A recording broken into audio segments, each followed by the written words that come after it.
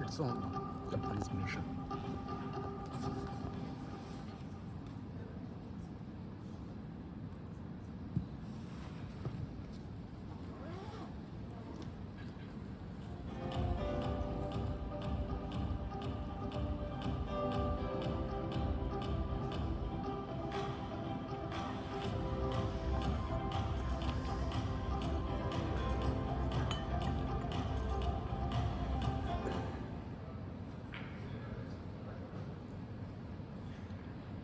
Good morning, everyone,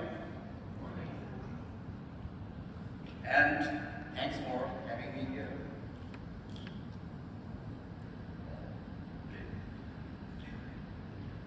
So today I am going to share with you a story. This story is not new, and for last 3 days we repeatedly discussing it on our deliberations, conversations, and our this story is echoing every time. So today I am going to share with you a story, a summary of a Himalayan story from the lens of a healthcare professional and activist. So it is about challenging geography, economic and developmental activities, politics and climate change that is creating a vicious cycle, skewing social determinants and issues of availability, accessibility and affordability of healthcare, leading to multiplied vulnerabilities. My dear friends, this story may reflect the 15% of global population living in mountains. I am Dr. Mahesh Bhatt. I am a surgeon, writer, researcher, public health consultant, and activist as well. So I have multiple hats, and I am working in Uttarakhand Himalayas for last 3 decades. So this story has 3 actors. One is the Himalayas, one of the most sensitive and fragile ecosystem in the world.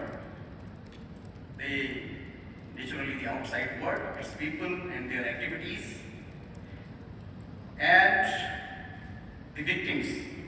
Here I would like to say them victims, the local population.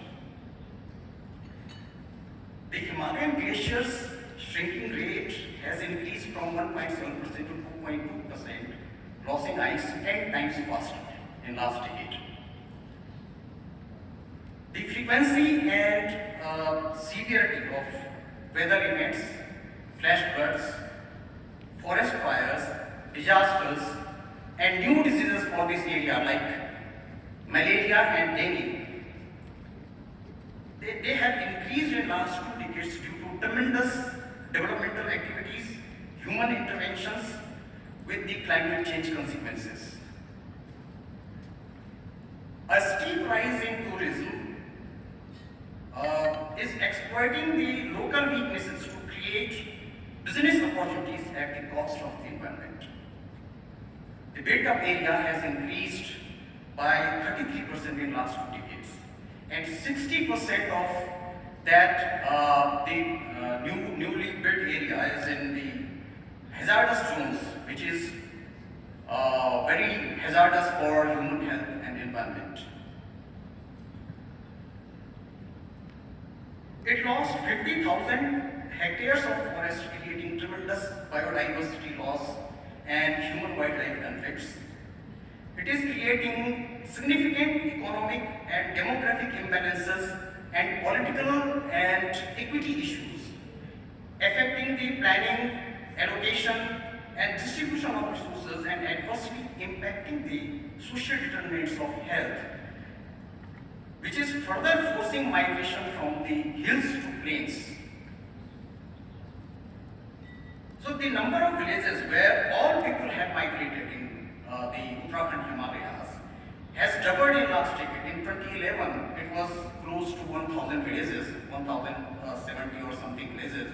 And in 2024, the number of the villages where nobody is living, everybody has got migrated, has increased to close to 2,000 places. So we are advocating health in all policies. This approach is a solution. We look into it as a solution to break this vicious cycle, and it may turn it into a virtuous one.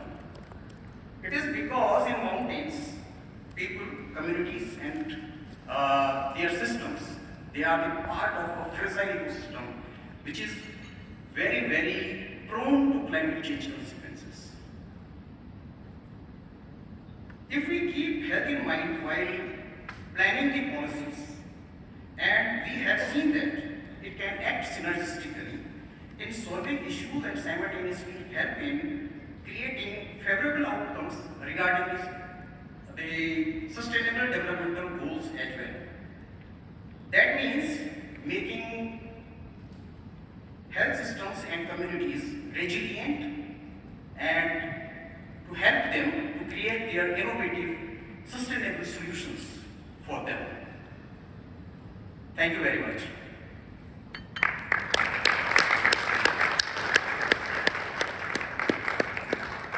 Thank you very much. Well, now we have a fantastic panel here to tell us about the challenges we face with rising dengue transmission. Here to lead